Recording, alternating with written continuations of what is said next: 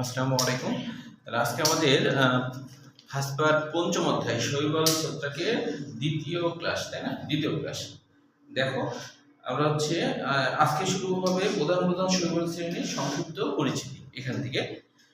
তো এই জিনিসগুলো সেগুলো মূলত যে প্রত্যেকটা শ্রেণী ক্লোরোফাইটা, ইলোথিক্স, এইটার সঞ্চিত খাদ্য কি, এগুলো মূলত আসে, পিগমেন্টগুলো আসে না। হ্যাঁ, তাহলে এগুলো একটু দেখো। ক্লোরোফাইটা, ক্লোরোস মানেই তো সবুজ, তাই না? তাহলে ফাইটা বলতে এখানে শৈবাল উদ্ভিদ, শৈবাল উদ্ভিদের কথা বলা হচ্ছে। তাহলে স্বেচ্ছা, স্বেচ্ছা বা স্টার যাই থাক একই। স্বেচ্ছার নাম কেন হলো বলতো? স্বেচ্ছার নাম কেন হয়েছে? বাংলায় আমরা স্বেচ্ছার বলি কেন বলতো? হ্যাঁ, ঠিক বলতে। শ্বেত মানে কি? সাদা। সার মানে পুষ্টি, সাদা পুষ্টি। চাউল টাউল সাদা হয় না, এইভাবে নাম হয়েছে আর কি। হ্যাঁ, আচ্ছা, তারপর দেখো কি না, প্রথম প্রধান প্রধান খাবার হিসেবে তোমার চাউলটা প্রথম আর কি হয়, এই কারণে আর কি। হ্যাঁ, আটা যেমন সাদা হয়, হ্যাঁ, ইউরিয়া সার তো সাদা, হিরো সাদা, হিরো সাদা না, ওটা জমির জন্য আবার খাবার পুষ্টি, মানে, তাই না? আচ্ছা, তাহলে এরপরে দেখো ক্রেসোফাইটা। ক্রিসোফাইটা হলো ব্রাউন শৈবাল নাভিগুলা, মনে রাখতে হবে, এর উদাহরণটা মনে রাখতে হবে। নাভিগুলার সরল বাংলা অর্থ কি? ইলোথিক্সের সরল বাংলা অর্থ কি? ইলোথিক্সের সরল বাংলা অর্থ সুতার মতো। ইলো মানে সুতা, সুতার মতো, সুতার মতো দেখতে। এই শৈবালটা দেখতে কিসের মতো? সুতার মতো, এই জন্য এর নাম হলো ইলোথিক্স হয়েছে। হ্যাঁ, আর নাভিগুলা নামকরণ কেন হয়েছে জানো? নাভিগুলা দেখতে নৌকার মতো, এই শৈবালটা দেখতে কিসের মতো? নৌকার মতো, এই জন্য এর নাম হচ্ছে নাভি। তাহলে আমি নাভিগুলাটা মনে রাখতে হবে। নাভিগুলার হচ্ছে ক্রাইসো, ল্যামিনারিন। ক্রাইসো মানে হলো শৈবাল, ক্রাইসো মানে শৈবাল, ক্রাইসো মানে শৈবাল, বুঝছো? তাহলে ক্রাইসো মানে শৈবাল, তাহলে তার সাথে ল্যামিনারিন মানে পলিস্যাকারাইড। ল্যামিনারিন মানে হলো পলিস্যাকারাইড, ল্যামিনারিন মানে পলিস্যাকারাইড। এরপরে দেখো শিরোফাইটা, এটা হচ্ছে যে অগ্নি শৈবাল, জিমনোডিনিয়াম, এটা মনে রাখতে হবে। মানে অগ্নি শৈবাল মনে রাখতে হবে, শিরোফাইটা মনে রাখতে হবে, তাই না? আবার জিমনোডিনিয়ামও মনে রাখতে হবে, কারণ যে কোনো একটা দিতে পারে। প্যারামাইলন, প্যারামাইলন মানে হচ্ছে যে beta D glucose plus protein, beta D glucose plus protein, এই দুইটার সংমিশ্রণ।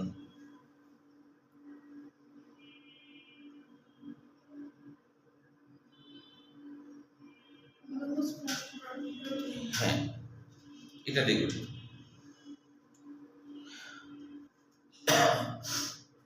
আচ্ছা, এদের হচ্ছে এই যে অগ্নি শৈবাল আছে না, এই অগ্নি শৈবাল নাম কেন হয়েছে অগ্নি শৈবাল? এরা হলো আগুন জ্বালায়। কিভাবে জ্বালায়? এই শৈবালে লুসিফেরিন নামে এক ধরনের জ্বালানি উপাদান আছে।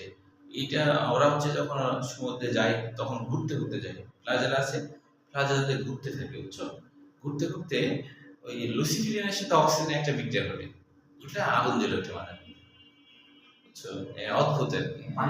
পানির মধ্যে আগুন জ্বলে ওঠে না, জ্বলে সাথে সাথে নিভে যায়, মাঝে মধ্যে এটা হয়। হ্যাঁ, তো এই জন্য এর নাম হলো অগ্নি শৈবাল, মানে ও হচ্ছে এটা করতে পারে আর কি। হ্যাঁ, যেমন ধরো পানি, পানি তো আসলে কি, যে হাইড্রোজেন হচ্ছে একটা জ্বালানি উপাদান না? হাইড্রোজেন কিন্তু জ্বালানি উপাদান। হ্যাঁ, হাইড্রোজেনটা জ্বলতে সাহায্য করে, হাইড্রোজেন, আর অক্সিজেন জ্বালাতে সাহায্য করে। অথচ দেখো দুইজন একসাথে মিশে আছে, তাই না? কিন্তু জ্বালাচ্ছে কি? জ্বালা দিচ্ছে না, দুইজন একসাথে মিশে আছে। অথচ হলো যে দুইজনেই তো শত্রু না, একে অপরের শত্রু। কিন্তু হচ্ছে যে এইটাই হলো ওই যে বলা হচ্ছে যে কিয়ামতের সময় বলা হচ্ছে যখন সমুদ্রে আগুন ধরিয়ে দেওয়া হবে। আসলে সমুদ্রে আগুন ধরিয়ে দেওয়া হবে কি হবে? যখন পানির হাইড্রোজেন আর অক্সিজেনকে আলাদা করা হবে, তখন সমুদ্রে আগুন ধরবে, বুঝছো? আসলে পানিতে আগুন ধরবে না, সমুদ্রে আগুন ধরে যাবে, মানে হাইড্রোজেন অক্সিজেনকে আলাদা করে ফেলা হবে প্রচন্ড তাপে। তাপে এরা দুজন, এই যৌগটা বিচ্ছিন্ন হয়ে যাবে, আর বিচ্ছিন্ন হয়ে আগুন ধরে যাবে। কারণ ওই যে হাইড্রোজেন জ্বলতে সাহায্য করে, অক্সিজেন জ্বালাতে সাহায্য করে, বাস। কিন্তু এখন এই দুজনকে কি করছে? একসাথে করে রেখে দিয়েছে। হ্যাঁ, এই জন্য দুইটা শক্তি অনেক সময় তোমার হচ্ছে যে থাকা একসাথে ভালো, একটা আর একটার ব্যালেন্স হয় আর কি, হ্যাঁ পশুমিত হয়, হ্যাঁ এই আর কি। পারমাণবিক বোমা কেন বানায়? ওই কারণে বানায় যে ওই আক্রমণ করার সাহস হবে না, যে আমারও আছে কিন্তু মারি দেবো, এই জন্য সবাই টাকা পয়সা খরচ করে বানায় না, বানায় রেখে দেয়, মারে না কিন্তু, বা মারার দরকার না, খেলে ভয় দেখানো সাপের মতো, খালি দিকে কিন্তু মারবে না, এরকম। আচ্ছা এখন দেখো এরপরে আছে হচ্ছে বাদামি শৈবাল সারগাসাম, মনে রাখতে হবে সারগাসাম। সারগাসাম কিন্তু একটা সামুদ্রিক শৈবাল, এটা এটা কিন্তু পর্তুগিজ ভাষা, সারগাকো মানে সামুদ্রিক বুঝায়, হ্যাঁ সামুদ্রিক শৈবাল বুঝায়। তো এই সারগাসাম মনে রাখতে হবে, ফিওফাইটা মনে রাখতে হবে, সারগাসাম মনে রাখতে হবে। এদের হচ্ছে কি ল্যামিনারিন, ওই যে বললাম ল্যামিনারিন মানে পলিস্যাকারাইড বা কার্বোহাইড্রেট। ম্যানিটল, ম্যানিটল মানে ম্যানোস, ম্যানোস থেকে ম্যানিটল কথাটা আসছে, ম্যানোস এক ধরনের শর্করা। তারপর হচ্ছে অ্যালকিন, অ্যালকিন, অ্যালকিন কি বলতো? অ্যালকিন হচ্ছে যে জেলের মতো ঘন উপাদান, এটাও কিন্তু শর্করা। এরপরে দেখো রোডোফাইটা, লোহিত শৈবাল পলিসাইফোনিয়া, পলি মানে কি বহু, সাইফোন মানে কি নালী। এই শৈবালটা এমন যে এদের শাখা প্রশাখাযুক্ত অসংখ্য নালীর মতো থাকে, এদের নাম হচ্ছে পলিসাইফোনিয়া, বুঝছো, অনেক নালী এদের শাখা প্রশাখাতে, এই জন্য এরকম নাম হচ্ছে। তাহলে ফ্লোরিডিয়ান স্টার্স, ফ্লোরিডিয়ান স্টার্স মানে হলো লাল, এই ফ্লোরিডিয়ান মানে কিন্তু হলো লাল শৈবাল বোঝায় আর কি, লোহিত শৈবাল বোঝায়। ফ্লোরিডিয়ান মানে হলো লোহিত শৈবাল বোঝায়, হ্যাঁ। স্টার্স তো জানো। এগার এগার, এগার এগার মানে ঘন উপাদান বোঝায়।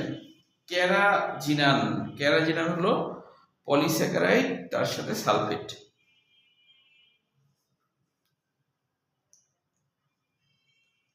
তাহলে এইগুলো হচ্ছে এমসিকিউর জন্য লাগবে, হ্যাঁ। এবার দেখো শৈবাল পৃথিবীর মোট ফটোসিনথেসিসের প্রায় 60% করে থাকে, সালোক সংশ্লেষণের 60% শৈবাল থেকে থাকে, সালোক সংশ্লেষণের 60% শৈবাল থেকে থাকে। আচ্ছা এবার দেখো, এবার আমরা চলে আসি শৈবালের জনন। এগুলো এমসিকিউ, হ্যাঁ সৃজনশীল না, যে কোনটির মাধ্যমে কোনটিতে কোষ বিভাজনের মাধ্যমে জনন হয়। একটা এককোষী শৈবাল বিভক্ত হয়ে দুইটা হয়ে গেল মনে করো, এটা হলো ইউগ্লেনা। ই মানে কি প্রকৃত, ইউ মানে কি প্রকৃত, গ্লেনা মানে কি জানো, সবুজ বুঝায়, প্রকৃত সবুজ, এরা প্রকৃত সবুজ, এইভাবে নাম হয়েছে গ্লেনা। তারপরে দেখো খণ্ডায়ন, খণ্ডের মাধ্যমে হয়। খণ্ডায়নের মাধ্যমে মানে কি, যে যেগুলা লম্বা সুতার মতো, যেগুলো লম্বা সুতার মতো থাকে আর কি, যে শৈবালগুলো আর কি, এরা অনেক সময় ছিঁড়ে টিড়ে গেলে, ভেঙে টেঙে গেলে, তখন দেখা যাচ্ছে যে এটা আবার ওই ভাঙা অংশগুলা আবার হচ্ছে নতুন করে আবার বিভাজিত হতে পারে, ওটাই আর কি যে বলা হচ্ছে খণ্ডায়নের মাধ্যমে। তাহলে এখন পরীক্ষা আসতে পারে কোনটি, নিম্নের কোনটিতে খণ্ডায়নের মাধ্যমে বিভাজন ঘটে বা অঙ্গজ প্রজনন ঘটে বা অঙ্গজ জনন ঘটে। তাহলে বিভিন্ন কিছু থাকতে পারে, তাহলে এতে ইউগ্লেনাও থাকতে পারে, নষ্টক থাকতে পারে, বা চারা থাকতে পারে, নিচের যে কোনো একটা। তাহলে এদের নষ্টক আর অসিলাটোরিয়া। নষ্টকের একটা অদ্ভুত বাংলা আছে, নষ্টকের বাংলা হলো ডাইনিট জেলি, ডাইনিট জেলি, ডাইনিট জেলি। কেন? যে এরা দেখতে একবারে জেলির মতো, হ্যাঁ, তো যে জেলিটা দেখতে একটু ভয়ঙ্কর মতো, তো এটা ডাইনিরা খায়, হ্যাঁ, আগের সময় মনে করা হতো, হ্যাঁ, এটা হচ্ছে ডাইনিট জেলি। আর অসিলাটোরিয়া মানে হলো শ্লেষ্মা, শ্লেষ্মা বা পিচ্ছিল উপাদান, এরকম কিছু বোঝায়। টিউবার সৃষ্টির মাধ্যমে, টিউবার মানে কিন্তু স্ফীতি বোঝায়, হ্যাঁ, টিউবার মানে স্ফীতি। তো তাহলে এখানে কিন্তু সংজ্ঞা লাগবে না যে টিউবার কাকে বলে বা খণ্ডায়ন কাকে বলে, খালি উদাহরণ লাগবে যে নিম্নের কোনটি টিউবারের মাধ্যমে হয়, তাহলে বলবো চারা। চারার বাংলা অর্থ হলো পাতা সদৃশ, চারার বাংলা অর্থ পাতা সদৃশ, মানে এই শৈবালে দেখতে পাতার মতো, এই জন্য এরকম নাম হয়েছে, হ্যাঁ। আচ্ছা, এরপরে দেখো যে কুড়ি সৃষ্টির মাধ্যমে, কুড়ি ওই যে বাডিং হয়, তাহলে কি বলছে যে কুড়ি সৃষ্টির মাধ্যমে কোনো কোনো শৈবালে, মানে কোনো একটা শৈবালে ছোট্ট একটা স্ফীতি গঠন তৈরি করলো, কুড়ি মানে অনুচারার মতো আর কি। যেমন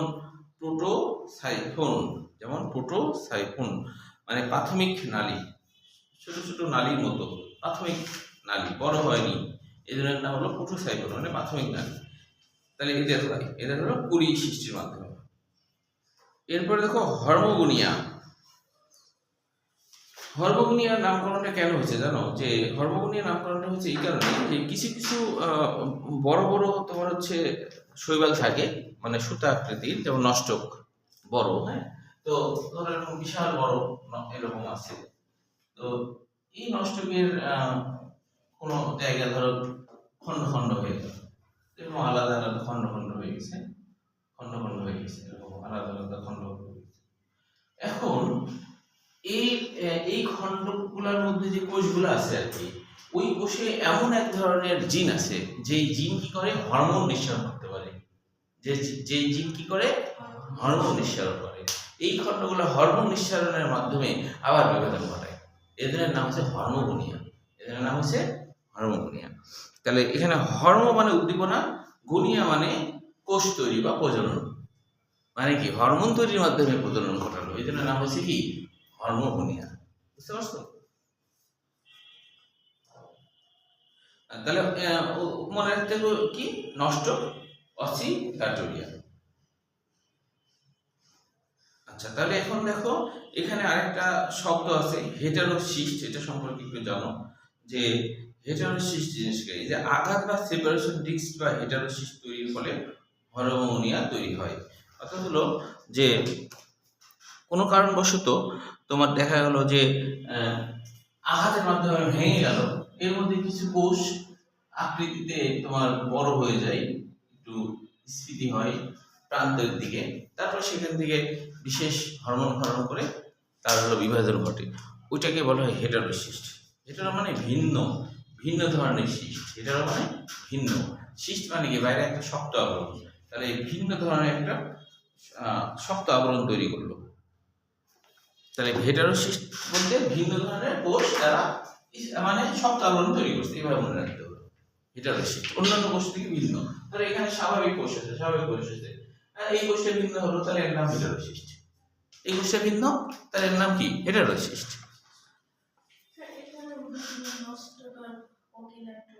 হ্যাঁ, একই, ওই যে খণ্ডায়ন আর হর্মোগুনি একই, মানে খণ্ডায়নের জন্য যা উদাহরণ হর্মোগুনি, মানে এই যে খণ্ডায়ন যে হলো, তো ওই খণ্ডায়ন তো পরে হচ্ছে, ওটা কার জন্য হচ্ছে? হর্মোগুনের কারণে হচ্ছে।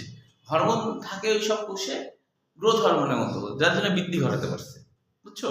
মানে আমাদের শরীরেও তো ধরো, প্রত্যেকটা কোষের মধ্যে কিন্তু যে একটা পূর্ণাঙ্গ নতুন মানুষ তৈরি করার সক্ষমতা আছে, বুঝছো? আমাদের প্রত্যেকটা কোষের মধ্যে, কিন্তু সেটার জন্য অনুকূল পরিবেশ পাচ্ছে না।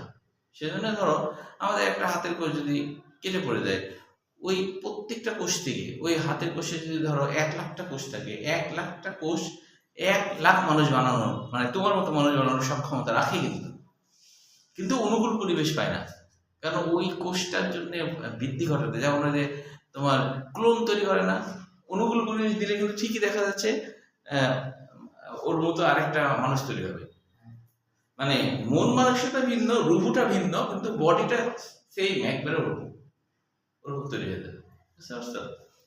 তো সেরকম অনুকূল পরিবেশ থাকলে আবার হবে, না থাকলে হবে না। আচ্ছা, এখন দেখো অযৌন জনন। এই অযৌন জননের এখানে কিছু জ্ঞানমূলক কোশ্চেন কিন্তু খুব আসে, যেমন ধরো অ্যাপ্লানোস্পোর, তারপর হিপনোস্পোর, তারপর অটোস্পোর, একাইনিটি, বোল্ড করা অক্ষরগুলা, এগুলো জ্ঞানমূলক কোশ্চেনের জন্য পড়তে হবে। পাইছো কি? হ্যাঁ, একাইনিটি বলছি আমি, কি জিনিসগুলা দেখো, যে আছে অ্যাপ্লানোস্পোর বা অচল রেণু, তারপরে হলো হিপনোস্পোর, অটোস্পোর, একাইনিটি আছে না, এইগুলা, বুঝছো? এই জিনিসগুলা হচ্ছে জ্ঞানমূলক কোশ্চেনের জন্য পড়তে হবে। তবে এখানে এমসিকিউর জন্য যেটা, সেটা হলো যে অ্যাপ্লানোস্পোর বা অচল রেণু, তার উপরের দিকে দেখো আছে 2 লাইন পরে যে জুস্পোরগুলো, অযৌন জননের ক্ষেত্রে জুস্পোর বা চলরেণু, জুস্পোর মানে চলরেণু সাধারণত কেমন হয়, 2 থেকে 4 ফ্লাজেলা বিশিষ্ট হয়। ফ্লাজেলার সরল বাংলা অর্থ কি? চাবুক। ফ্লাজেলার সরল বাংলা অর্থ চাবুক, দেখতে চাবুকের মতো। হ্যাঁ, এটা সাধারণত 2 থেকে 4 ফ্লাজেলা বিশিষ্ট হয়। ওই ফ্লাজেলাদের সাঁতার কেটে কেটে তারা আগাতে পারে। হ্যাঁ, এটা এটা মনে রাখবো, জুস্পোরগুলো এরকম হয়। এখন সেটা কিন্তু অযৌন জননের ক্ষেত্রে, কিন্তু যৌন জননের ক্ষেত্রে কিন্তু জুস্পোরে তোমার ফ্লাজেলা সবসময় বের হয়। এই জন্যে তোমার এখানে তোমার যেহেতু এটা অযৌন জনন তাই 2 থেকে 4 বলছে, কিন্তু যৌন জননের ক্ষেত্রেও আবার জুস্পোর হয়, মানে পুং গ্যামেট, স্ত্রী গ্যামেট। হ্যাঁ, 2টা হয়। তো ওই যৌন জননের ক্ষেত্রে মনে রাখবা, যৌন জননের ক্ষেত্রে কখনোই ফ্লাজেলা 4টা হবে না, 2টা। আর অযৌন জননের ক্ষেত্রে সবসময় 4টা হবে। বুঝছো? আচ্ছা, তাহলে এখন দেখো যে এখানে বিশিষ্ট হয়, তবে কোনো কোনো ক্ষেত্রে অধিক ফ্লাজেলা থাকতে পারে। অযৌন জননের ক্ষেত্রে অধিক থাকতে পারে, 4-এর বেশিও থাকতে পারে, কিন্তু যৌন জননে 2টার বেশি কখনোই হয় না। স্পোর ফ্লাজেলাবিহীন হলে, যদি স্পোর ফ্লাজেলাবিহীন হয় তাহলে এটাকে বলা হবে অচল রেণু বা অ্যাপ্লানোস্পোর। মানে কি? অ্যাবসেন্ট। মানে অ্যাবসেন্ট, যাদের হচ্ছে কোনো ফ্লাজেলা থাকবে না, এটা হলো অ্যাপ্লানোস্পোর। মানে ব্যাপারটা হচ্ছে এই যে কোনো একটা শৈবাল থেকে একটা মনে করো কোষ বিচ্ছিন্ন হয়েছে। এখন এই বিচ্ছিন্নটাই কিন্তু কোনো একটা অনুকূল পরিবেশ পেলে সেইখানে যে সে তার হচ্ছে যে এই যে কোষিকাগুলা সেই স্পর্শের দিকে, যেখানে আর কি সে কোনো পাথর বা কাঠ তার সাথে দাঁড়ায় যে পরে এটা আবার বিভাজিত হয়ে আবার নতুন শৈবাল তৈরি করতে পারে। এটা হলো অযৌন জনন, মানে এখানে নিষেক্রিয়া ঘটায়নি আর কি।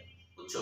এখন যদি এরকম ঘটে যে কোনো ফ্লাজেলাই নাই, তখন এটাকে বলা হবে অ্যাপ্লানোস্পোর। ফ্লাজেলা যদি না থাকে তাহলে অ্যাবসেন্ট। হ্যাঁ, এই তারপরে বলছে উদাহরণটা মনে রাখবো, যেমন মাইক্রোস্পোরা। মাইক্রোস্পোরা মানে যে স্পোরে ছোট ছিদ্র থাকে তাকে বলে মাইক্রোস্পোরা। চরম প্রতিকূল পরিবেশে, দীর্ঘ শুষ্ক পরিবেশে অ্যাপ্লানোস্পোর পুরো প্রাচীর বিশিষ্ট হলে তাকে হিপনোস্পোর বলে। হিপনো মানে কি জানো?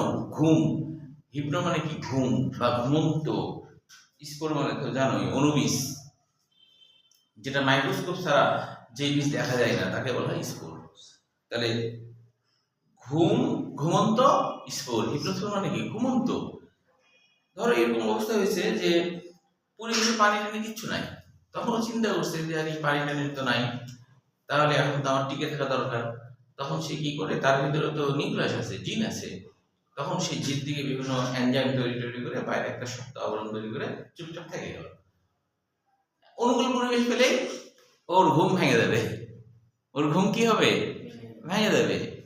মনে করো তুমি ঘুমাচ্ছ, ধরো ঘুমাচ্ছ, এখন কেউ এসে তোমাকে বললো যে চলো তোমার তো খুব খিদে লাগছে, চলো দাওয়াত খেতে যায়, দাওয়াত খাওয়া আছে, তুমি তখন মনে করো ঘুম তো ভেঙে গেল, ডেকে তুলতে যায়। তো অনুকূল পরিবেশ পেলে ওরা বুঝতে পারে যে এখন অনুকূল পরিবেশ, পানি নিয়ে আসে, তখন ওদের ঘুম ভেঙে যাবে। বুঝতে পারছো? এটাই হলো হিপনোস্পোর। হিপনো মানে ঘুম বা ঘুমন্ত। তাহলে এই হিপনোস্পোরটা ইলোথিক্সে হয়। হ্যাঁ, বলছে মাতৃকোষ অনুরূপ বৈশিষ্ট্য সম্পন্ন অচল রেণুকে অটোস্পোর বলে। মানে মাতৃকোষ যেমন দেখতে, তার যে স্পোর সেটাও যদি তার মতোই দেখতে হয় তাহলে অটোস্পোর। যেমন ক্লোরেলাতে হয়। এগুলো উদাহরণগুলো মনে রাখতে হবে। নতুন শৈবালে কোষের পুরো প্রোটোপ্লাস্ট প্রচুর খাদ্য সঞ্চয় করে পুরো প্রাচীর বিশিষ্ট হলে তখন তাকে বলা হয় অ্যাকাইনিটি। কোনো কোনো শৈবালে দেখো ছবিও আছে, কিন্তু অ্যাকাইনিটির ছবি, এই যে উপরে দিকে ছবি আছে, হ্যাঁ, যে প্রচুর খাদ্য সঞ্চয় করছে। কেন? যখন সে বিপদকালের জন্য প্রচুর খাদ্য সঞ্চয় করে রাখে, বিপদকালের জন্য, যে যদি হঠাৎ খাবার পানি টানি সব শুকায় যায়, খাবার বেশি করে জমা রাখি যাতে আমি বেঁচে থাকতে পারি, আমার বিক্রিয়া যেন বন্ধ না হয়। তো তখন এরকম ভাবে যদি থাকে তাহলে এর নাম হলো অ্যাকাইনিটি। এই যে অনুকূল পরিবেশে অ্যাকাইনিটি অঙ্কুরিত হয়ে নতুন শৈবালের সৃষ্টি হয়। যেমন কারা কারা সেটা মনে রাখতে হবে। নষ্ট পিথোফোরা। পিথোফোরা নাম হয়েছে কেন জানো? পিথোস মানে পাত্র, ফোরা মানে বহন করে, দেখতে দেখতে পাত্রের মতো, দেখতে পাত্রের মতো। হ্যাঁ, এর নাম হচ্ছে পিথোসফোরা। পিথোস মানে পাত্র, ফোরা মানে বহনকারী। যেমন ফেরি বহনকারী, বহনকারী, পাত্র বহনকারী, হ্যাঁ ঠিক আছে।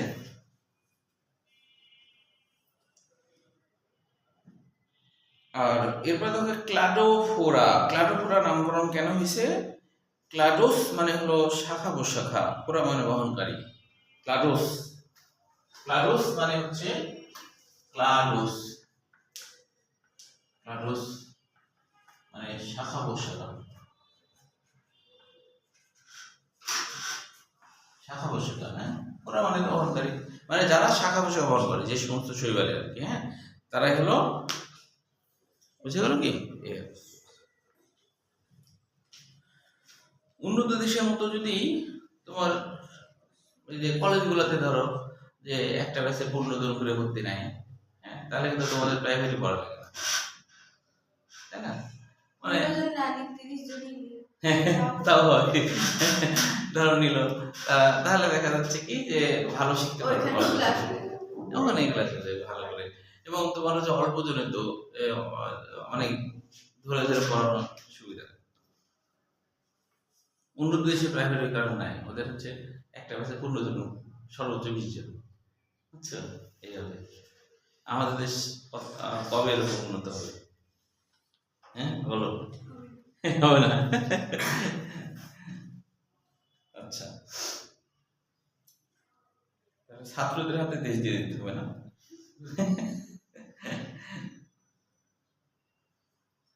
তবে তোমাদের এইসব বই, একাধিক বই টই এগুলা থাকা উচিত না আসলে, তাই না?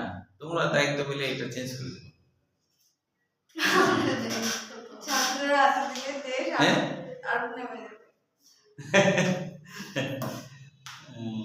হাসরাত আব্দুল্লাহকে বলতে হবে তোমাদের এগুলা সিস্টেম গুলা।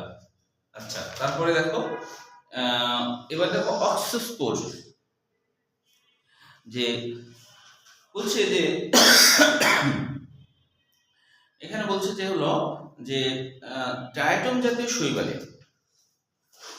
ডায়াটম জাতীয় শৈবালে বিশেষ ধরনের রেণু সৃষ্টির মাধ্যমে সংখ্যা বৃদ্ধি হয়। এই বিশেষ ধরনের রেণুটা আসলে কেমন সেটা একটু খেয়াল করো। বিশেষ ধরনের রেণুটা কেমন? বিশেষ ধরনের রেণু হলো এরকম হয়, অক্সস্পোরটা এরকম হয়, যে এই ডায়াটম শৈবাল কিন্তু যদি লম্বচ্ছেদ করি তাহলে এরকম দেখায় আর কি, হ্যাঁ নরমালি আসলে দেখতে কিছুটা এরকম, ভিতরে এরকম হয় নরমালি দেখতে, এরকম দেখতে, এই জন্য এর নাম হলো নৌকা সদৃশ। হ্যাঁ, তো এটা ডায়াটম লম্বচ্ছেদ করি, তো দেখা যায় এদের হলো দুইটা প্রাচীর, কোষ প্রাচীর দুইটা, এর এক পার্ট হলো বাইরের দিকে থাকে আর এক পার্ট হলো ভিতরের দিকে থাকে, হ্যাঁ এক পার্ট ছোট। এখানে ধর একটা নিউক্লিয়াস আছে, এখন এদের প্রথমে যেটা হয় যখন এরা স্পোর তৈরি করবে, মানে নতুন করে যখন আবার বংশ বিস্তার করবে আর কি, ওই সময় কি হয়? ওই সময় হয় কি যে ওদের নিউক্লিয়াস যখন দুই ভাগে ভাগ হয় তখন তাকে এরকম হয়, এটা দূরে সরে গেল, এই দুইজন সরে গেল এবং নিউক্লিয়াস দুইটা হলো, মনে করো, হ্যাঁ দুইটা হলো। এবার এখানে আরেকটা কোষ প্রাচীর তৈরি হলো, এখানে আরেকটা কোষ প্রাচীর তৈরি হলো। এখন ছোটটাতে যে কোষ প্রাচীর তৈরি হলো না, সেটা তো ছোট হয়ে গেল না, সেটা ছোট হয়ে গেল কিনা? আবার যখন ছোটটা যখন আলাদা হবে তখন দেখো তো, আবার ছোটটা যখন আলাদা হবে তখন আরো ছোট হবে না? আরো ছোট হবে কিনা? এইভাবে 4-5বার বিভাজনের সময় নাভিগুলো শৈবাল বুঝতে পারে আরে আমরা তো ছোট হয়ে যাচ্ছি দিন দিন, বুঝলি? মানে এক পার্ট ও এই সেন্স করে, হ্যাঁ যে এক পার্টের নিউক্লিয়াসের যে জিন আছে না, ওই জিনদের আর কি ওটা সেন্স করার সক্ষমতা আছে, বুঝছো? ওই জিনরা সেন্স করে তাই আমরা তো ছোট হয়ে যাচ্ছি, তাহলে তো সমস্যা, তাহলে আমাদের কি করতে হবে? আমরা যেন ছোট হয়ে না যাই, তাহলে আর বিভাজন করবো না। 4-5বার বিভাজন করার পর ওরা বিভাজন বন্ধ করে দেয়, বন্ধ করে দিয়ে সে কি করে পুষ্টি সংগ্রহ করতে থাকে, সমানে পুষ্টি সংগ্রহ করে করে, হ্যাঁ অনেক মোটা সোটা হয়ে বাইরে একটা শক্ত আবরণ, বুঝছো? বাইরে একটা শক্ত আবরণ দ্বারা একটা স্পোর তৈরি করে। অক্ষ মানে বাইরে বোঝায়, বাইরের দিকে একটা শক্ত আবরণ দ্বারা স্পোর তৈরি করে, আর ভিতরে প্রচুর পুষ্টি সঞ্চয় করে থাকে। হ্যাঁ, তো ভিতরে পুষ্টি সঞ্চয় করতে থাকে, এই বাইরের প্রাচীর ভেদ করে সঞ্চয় করতেই থাকে। যখন অনেক পুষ্টি সঞ্চয় হয়ে যায় তখন এই স্পোর ভেঙে আবার বের যখন হয় তখন কিন্তু আবার আগের মতো এত বড় হয়ে থাকে। এটাকে বলে বিশেষ ধরনের স্পোর, অক্ষ স্পোর। বুঝছো? এটা এই ছবিটা তোমাদের বইয়ে নাই, অনার্স লেভেলের বইয়ে আছে। বুঝছো? আচ্ছা, তাহলে এই গেল। তাহলে এটা নামগুলো একটা মনে রাখতে হবে। তারপরে আরো আছে ইলিপসোস্পোরিয়াম, তারপরে আছে অ্যানাবেনা। অ্যানাবেনা নামকরণ কেন হলো? তারপরে হচ্ছে এই যে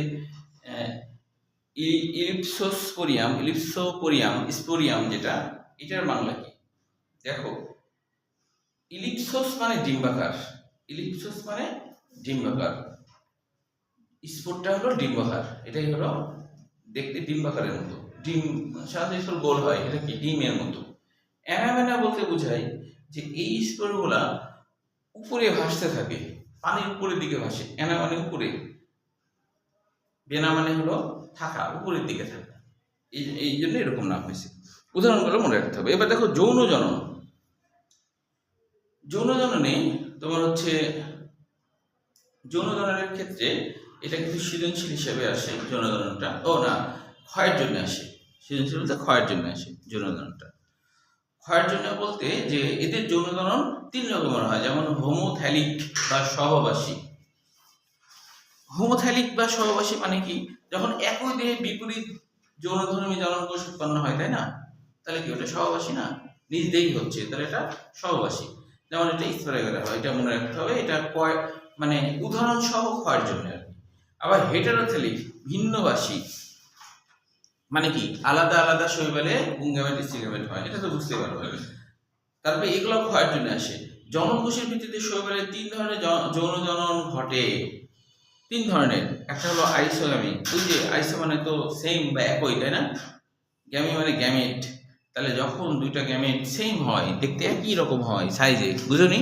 একই রকম, এই যত বড়, আবার মনে করো যে এও তত বড়, তাহলে এটা কি? এটা হলো আইসোগ্যামি, তাই না? আর হেটারো মানে ভিন্ন, তাই না? না, অ্যানাইসো মানে ভিন্ন, হেটারো মানেও ভিন্ন। অ্যানাইসো মানে ভিন্ন, হেটারো মানেও ভিন্ন। যখন একটা ছোট হবে আর একটা বড় হবে তখন হলো অ্যানাইসোগ্যামাস। উগ্যামি, এটার ক্ষেত্রেও তাই, একটা ছোট একটা বড়, তবে পার্থক্য আছে। উগ্যামির ক্ষেত্রে হয় কি যে স্ত্রী গ্যামেট সে বাইরে বের হয়ে আসে না, ওর বাড়িতে বসে থাকে। আর পুংগ্যামেট সাঁতার কেটে ওর সাথে যায় মিলিত হয়, তাহলে এটা উগ্যামি হবে। বুঝতে পারছো? এটাই হলো পার্থক্য অ্যানাইসোগ্যামি বা হেটারোগ্যামি আর উগ্যামির মধ্যে পার্থক্য। অ্যানাইসোগ্যামিতে উভয়ের কাছে যাবে। এই তাহলে উদাহরণ সহ এগুলো ক্ষয়ের জন্য মনে রাখতে হবে। হ্যাঁ, আচ্ছা, এবার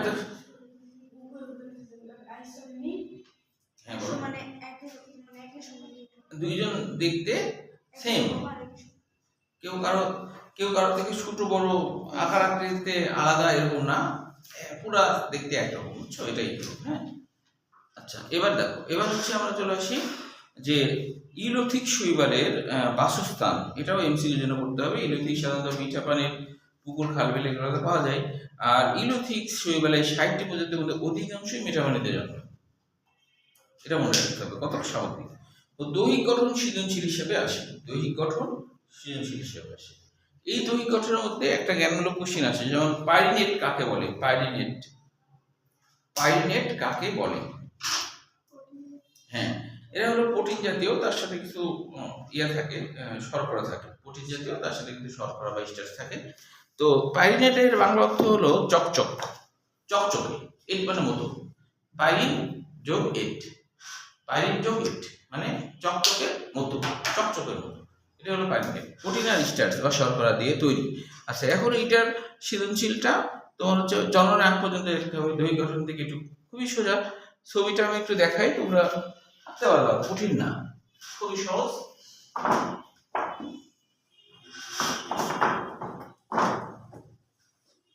ছবিতে যেটা আঁকতে হবে যে ধরো এরা তো কোনো না কোনো একটা অবলম্বনের সাথে, মানে কারণ কোনো না কোনো কিছুর সাথে আটকে থাকে আর কি। হ্যাঁ, ধরো পাথর হোক আর কিছু হোক তার সাথে আটকে থাকে। এই ধরো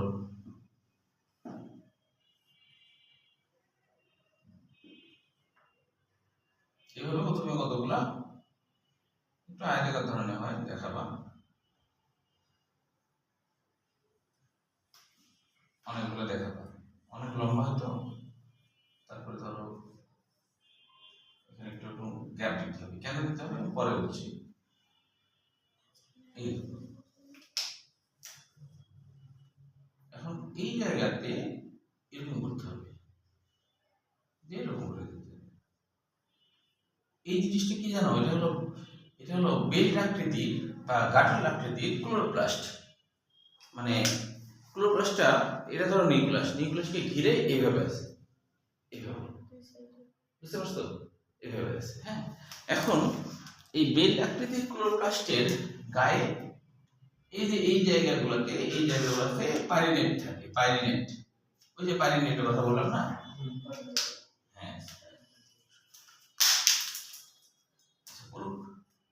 পড়ার যখন শখ হয়েছে তাই না, এই দেখো। হ্যাঁ, এইভাবে সবগুলো আঁকবা উল্টা সবগুলো এই। এখন ওখানে আমি ওখানে গ্যাপ দিলাম কেন বলো তো, এখানে গ্যাপ দিয়েছি না একটা, নিউক্লিয়াস ভিতরে দিতে হবে। হ্যাঁ, নিউক্লিয়াসের চারিদিকে ঘুরে না, এই জায়গায় গ্যাপ দিয়েছি কেন, এখানে দেইনি কিন্তু একটা, তাই না? না, এখানে বোঝানো হচ্ছে যে ইলিফিক শৈবালের গোটা একটা কোষ, এরাই হলো জুস ফল হিসেবে বের হয়ে গেছে।